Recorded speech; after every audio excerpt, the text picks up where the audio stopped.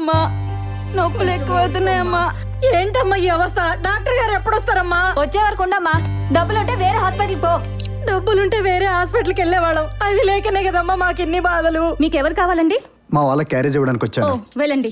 ఏంటమ్మా ఎందుకమ్మా గొడవ పడుతున్నారు? ఆడిపోతుందమ్మా బిడ్డ.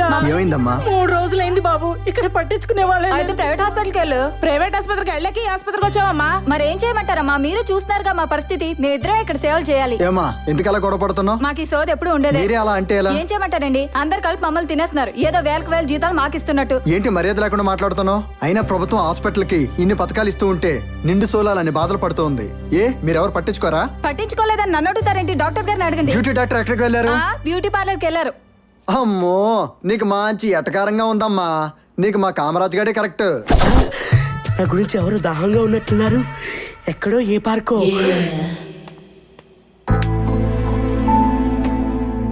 వార్డులో పేషెంట్లు సోది వినలేకపోతున్నాం. వెళ్ళండి సార్. ఆ సూది నాకెందుకు గాని ఈ సూది బాగా కడిగావా? అయినా ఈ సూది రోజు కడుగుతున్నారు కదా సార్. ఈ రోజు కొత్త ఏంటి?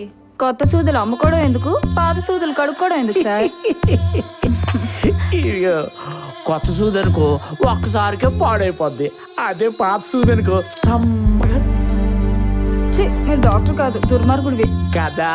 ఇదిగో వార్డులోకి వెళ్ళి డాక్టర్ గారు 4 రోజులు సెలవు పెట్టారు రారని చెప్పి రోగులందరినీ మన క్లినిక్ పంపించాయి. పేషెంట్లన్నీ బాధలు పడుతుంటే డ్యూటీ మానేసి రమేష్ చేసుకుంటావా?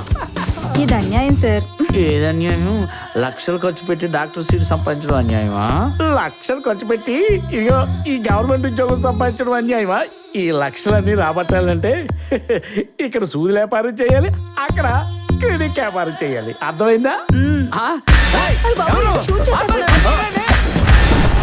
హలో, నేనండి గవర్నమెంట్ డాక్టర్ సుబ్బారావు మాట్లాడుతున్నాను. అబ్బే ఏం లేదండి, మీ ఛానల్ కుర్రాడు మా పర్సనల్ విషయాలు షూట్ చేశాడు. అది బయటికి రాకుండా చూడండి. షూట్ చేయడం ఏముంది, మేము అన్ని షూట్ చేస్తుంటాం. తప్పులు అన్నాక మరి మీ దగ్గర ఉంటాయి, మా దగ్గర ఉంటాయి. అయినా కాస్ట్ని బట్టి టెలికాస్ట్ ఉంటుంది సార్. భలేవరే, ఆ మాత్రం నాకు తెలియలేదండి. మీరు పంపించేది పంపించండి సార్. సాక్ష్యాల సాక్ష్యాలదే ఉంది సార్.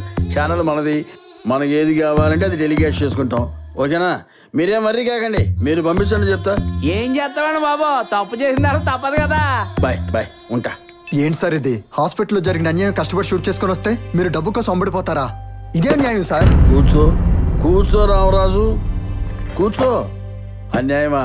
అన్యాయందే ఉందయ్యా. 1/2 సెకన్కి 60 జరుగుతూ ఉంటాయి. ఈ జనాలేవి మనకు జీతాలిచ్చి పోషించట్లా. చూడు రామరాజు, ఒక ప్రముఖ సినీ తార లాడ్జిలో వ్యభిచారం చేస్తూ పట్టుబడింది. ఐశ్వర్యరాయ్ మళ్ళీ గర్భవతి అయ్యింది. పుట్టపర్తి సాయిబాబా మళ్ళీ పుట్టాడు. ఇలాంటివి స్క్రోలింగ్ వేస్తూ 1 గంట తర్వాత ఈ కార్యక్రమం మా ఛానల్లో చూడండి అని ప్రమోట్ చేసామనుకో, ఆ రోజంతా సచ్చినట్టు జనం మన ఛానల్ చూస్తూనే ఉంటారు. ఇది దారుణం సార్. జనాలకు జరిగే అన్యాయం గురించి చెప్పలేనప్పుడు ఇంకా మీడియా ఎందుకు సార్? ఒకప్పుడు మీడియా జనం కోసం, ఇప్పుడు జనమే మీడియా కోసం. అయినా ఇలాంటి చెత్త వార్తలు టెలికాస్ట్ చేయడం కోసం కాదు నేను న్యూస్ ఛానల్ పెట్టింది.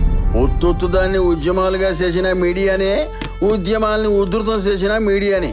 ఓ పని చేయి, హ్యాపీగా వెళ్ళిపో, ఏరే ఛానల్లో చేరు, ఆడ పని చేసుకో. ప్రస్తుతానికి నా పని నన్ను చేసుకొని ఇక నువ్వు బయలుదేరచ్చని ప్రత్యేకించి నేను చెప్పక్కర్లేదేమో. ఆల్రెడీ వెళ్ళిపోయావా? షార్పు.